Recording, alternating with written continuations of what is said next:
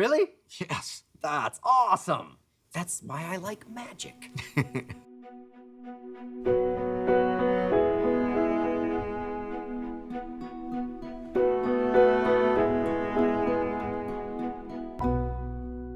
Neil Patrick Harris is not only one of America's most celebrated actors, he's also a talented magician. And deep in his family tree, we found an ancestor who may well have shared those talents, albeit under very different circumstances. The story begins in 16th century Germany, where court records show that Neil's 12th great-grandmother, a woman named Gertrude or Trude, found herself in a great deal of trouble. Trude wanted to do the same to the calf as she had done to the little piglets, which now will no longer eat grass. That she laid her 2 calves in a hole which she had set ablaze. Do you have any idea what they are accusing your ancestor Gertrude of? Making some delicious meal?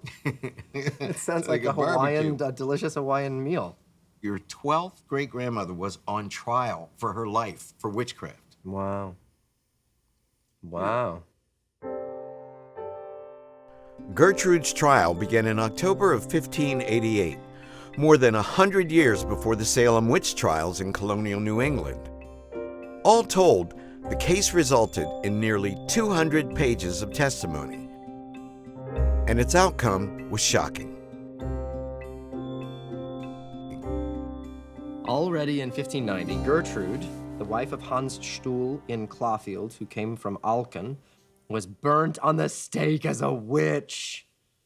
Wow. She is supposed to have bewitched the pigs and cows of her neighbors so that they died. The cattle had foam on their necks.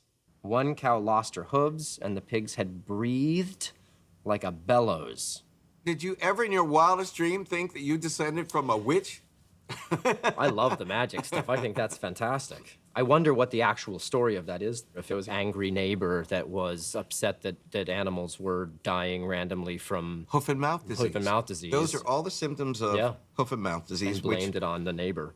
Today, what we call hoof and mouth disease is commonly recognized as a highly contagious disease among farm animals.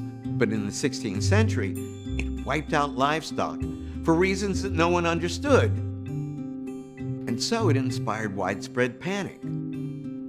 For all we know, Gertrude may have been killing sick animals to prevent an epidemic from spreading, only to be blamed for practicing witchcraft. In 10 years of tracing genealogies, we never had a witch on anyone's family tree. Well, I feel like she wasn't really a witch and that there was a miscommunication and this angry man whose animals were going blamed it on her. But I would like to think that she really was a witch and she had magical powers. We lost one for the cause, but the witchcraft lives on. Discovering the stories of our ancestors can be a profoundly transformative experience, changing the way we see ourselves, our families, and our shared history. To see more incredible stories, click here.